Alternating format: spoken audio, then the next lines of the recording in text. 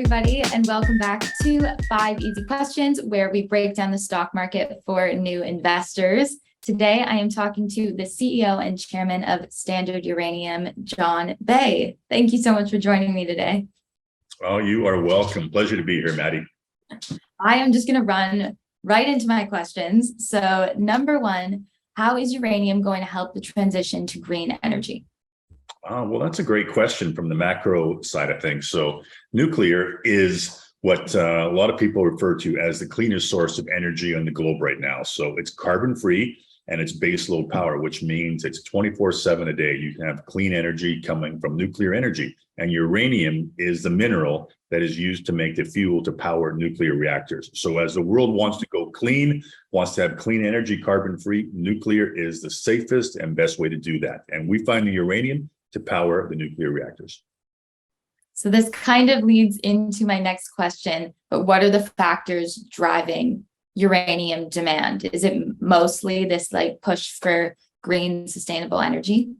Definitely. So the world is really pushing hard for clean energy. I think they've seen climate change is having a massive impact on our planet, and people are looking to find out what we can do as a civilization to help the world go to clean energy. Now we're looking at solar and we're looking at wind and hydro and geothermal. All those things will be part of it, but nuclear has the biggest impact to make because it can have such a small footprint. It can create so much power from such a small place, and it's the safest and it's base load in these reactors. Although they can be expensive to build up front, they can last for 50, 60, 70, 80 years at a time. And the reactors they're building now, the new micro reactors, small modular reactors, they can plug these things in a small little piece of infrastructure. You can replace a coal-fired power plant, and you've got clean energy that is going to last many, many years in the future. So I know there's sort of this stereotypical association between mining companies and it being not good for the environment. So how does your company comply with ESG guidelines? Well, that's a good question. So when people think about mining, I think they've had a lot of misconceptions about, what mining is and how dangerous or bad it is for the environment. When you look at everything that we use in our society, everything comes from mining. Now, if you're thinking about energy, people talk about, solar panels or wind turbines. Those all come from mining as well. So everything that we do needs to come from the ground, and companies like ours, we're doing it at the highest levels of safety and environmental regulations that are put in place. Now, you probably realize that, nuclear energy and uranium mining, it has this negative stigma to it or around, how things could be. But reality is they're the highly most regulated industry as well. So government regulations and provincial and federal, everyone wants this to be the cleanest, most environmentally safe way to do things. So all the regulations are pushing us in that direction. And mining and exploration companies are following suit and happy to do that. What specifically about the region that you're exploring in? What makes it special? What are you guys excited about? So we explore in Saskatchewan, in the middle of the northern part of Saskatchewan in Canada, and the region is called the Athabasca Basin.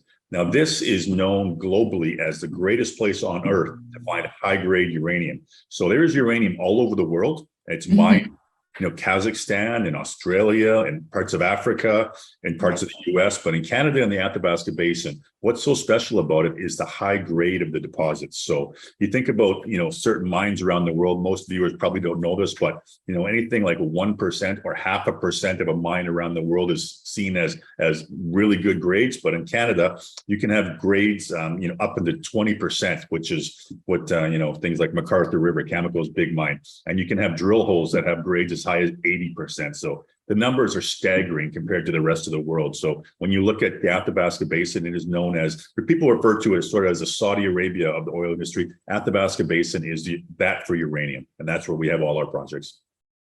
Amazing. This sort of made my next question a bit moot.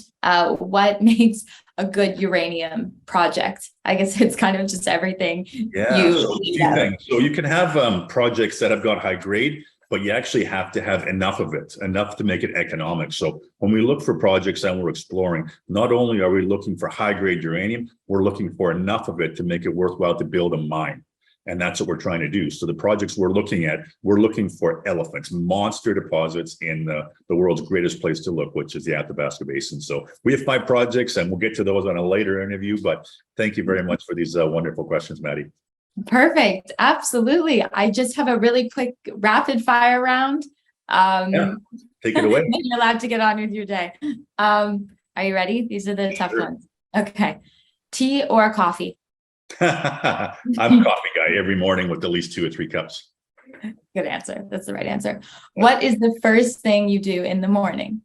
I get up, and sadly, I look at my phone right away to check for news in the industry. That's probably the first thing I do before grabbing my coffee.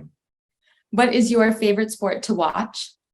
Oh, right now it's probably the NFL. I'm a huge Seahawks fan and play fantasy football, so pretty addicted to that. But the NHL started up this week, and the Canucks started their first game, and I'm a Canucks fan as well. What is your favorite sport to play? Oh, I love to play hockey. I love to golf. I love to snowboard. That's probably my thing there. Favorite book?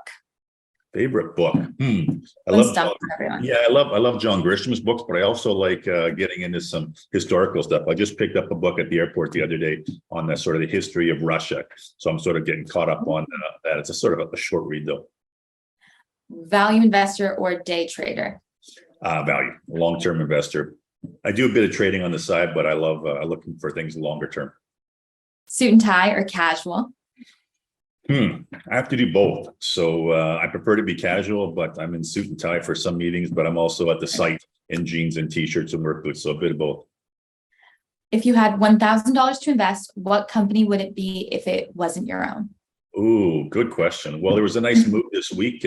Cameco just made an investment buying Westinghouse with Brookfield Renewables. So that is going to be an industry game changer. So I'll put that money into Cameco.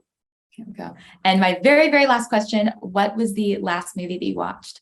Oh, Tom Cruise's Top Gun Maverick. Loved it. So good. Great answer. Awesome. Thank you so much for joining me and taking the time today. And I really hope I get to talk to you again in the future. Thanks, Maddy. Great to have a chance to share some of my answers with your audience, and we will catch up in a future interview. Take care.